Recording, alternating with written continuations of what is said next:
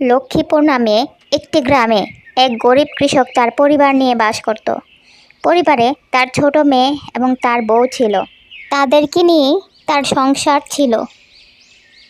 গ্রামে নিজের বলতে কিছু নেই তাদের, সব রাজার দখলে।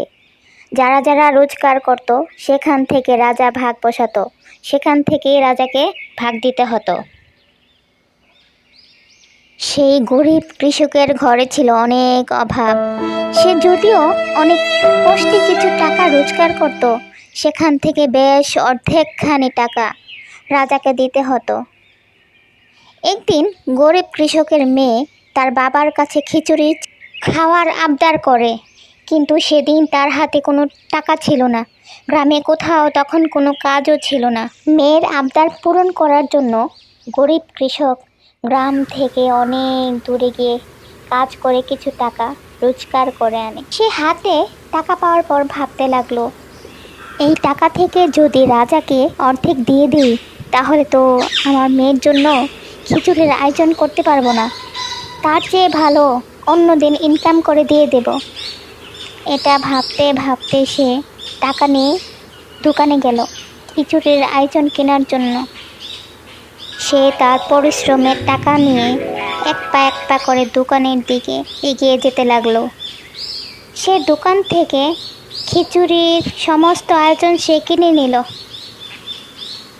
দোকানিকে সে বলল, দোকানদার ভাই, আজ আমার মেয়ে খিচুড়ি খাবে, তুমি ভালো করে বাড়িয়ে দিও সব কিছু।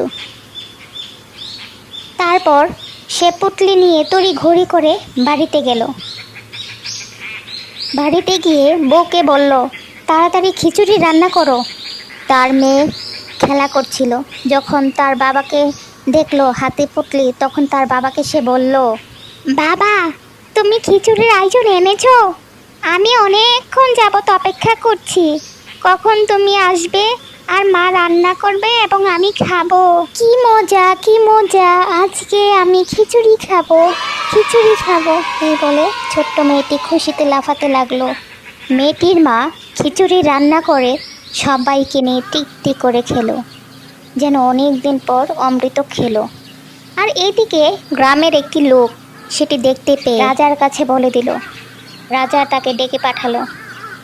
রাজা কৃষককে ডেকে বলল, আজ তুই আমাকে টাকা দিস নাই, টাকা না দিয়ে বাড়িতে খিচুড়ি রান্না করে খেয়েছিস। আজ তোর কঠিন বিচার হবে। আগামী 7 দিন যেন কেউ তোকে কাজ না দেয়, সেই ব্যবস্থা করা হবে, আর এটাই হবে তোর শাস্তি।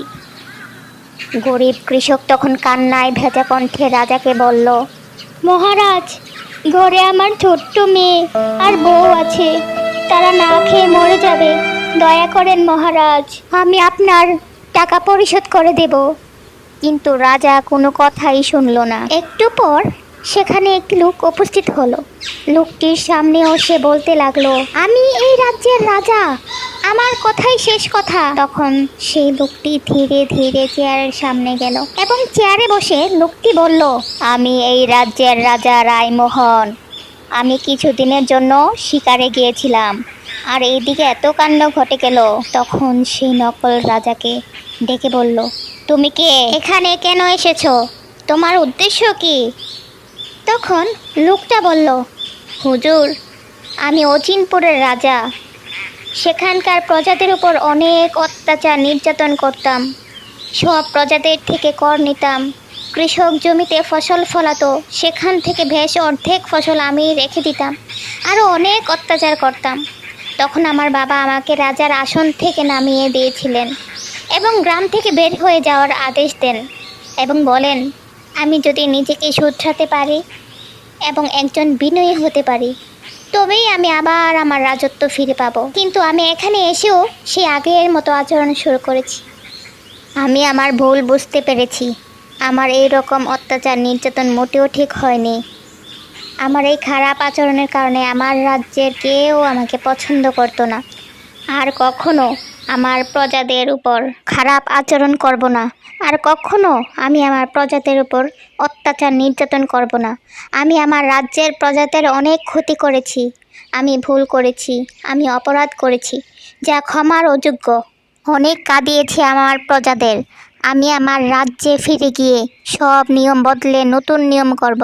আমি ফিরে যাচ্ছি আমার রাজ্যে। সবাই ভালো থাকবেন, আল্লাহ হাফেজ। এই বলে লোকটা তার রাজ্যে ফিরে গেল।